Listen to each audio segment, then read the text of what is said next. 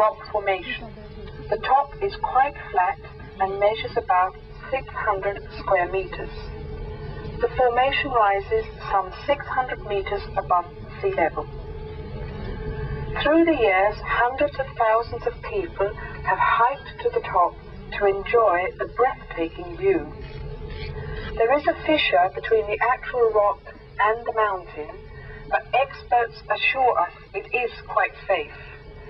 However, according to an old legend, if 7 brothers marry 7 sisters in the Lyse Fjord, the pulpit rock will collapse into the fjord, causing a terrible tidal wave.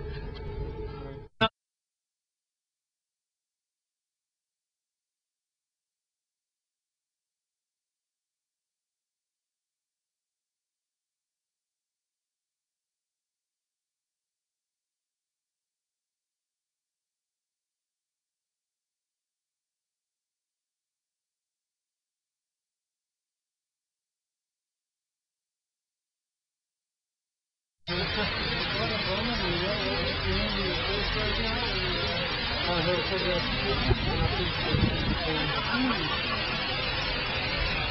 control though. I'll get it.